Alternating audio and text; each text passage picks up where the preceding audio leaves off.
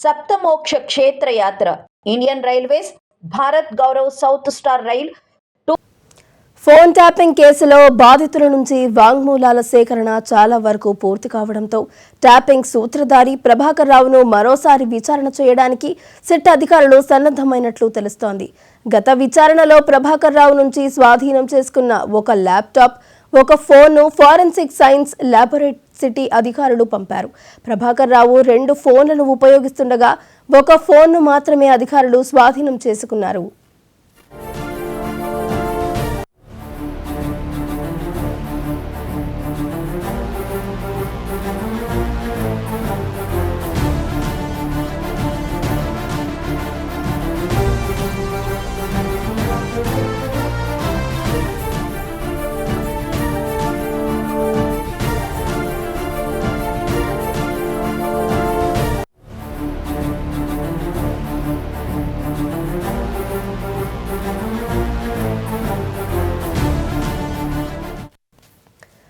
Phone tapping కేసులో బాధితుల నుంచి వాంగ్మూలాల సేకరణ చాలా వరకు అయితే పూర్తి కావడంతో ఇటు ట్యాపింగ్ సూత్రధారి అయిన ప్రభాకర్ రావును మరోసారి అయితే విచారించడానికి సిట్ అధికారులు సిద్ధమయ్యారు. ఇక ఇదే అంశానికి సంబంధించి మరింత సమాచారాన్ని మా క్రైమ్ బ్యూరో ఇన్ఛార్జ్ మధు అందించడానికి సిద్ధంగా ఉన్నారు. మధు, చెప్పండి.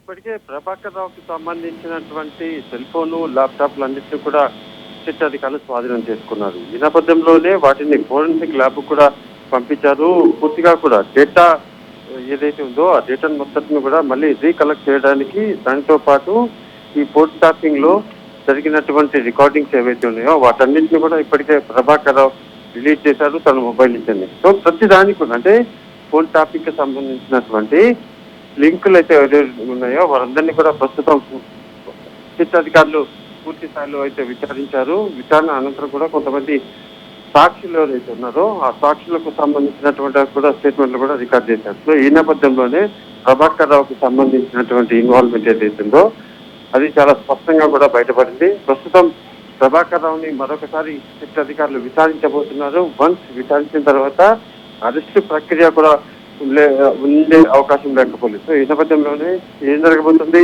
ట్యాపింగ్ లో రోజుకొక కొత్త మలుపు అయితే మనం చూస్తున్నాము. ఇందులో భాగంగానే ప్రస్తుతం ప్రభాకర్ రావుకు సంబంధించినటువంటి వ్యవహారంలో ఇక సిట్ అధికారులు దూకుడు పెంచారని చెప్పవచ్చు. ఖచ్చితంగా కూడా అతి త్వరలోనే ప్రభాకర్ రావుని అరెస్ట్ చేసే అవకాశాలు కూడా ఉన్నాయి. Right, thank you Madhu.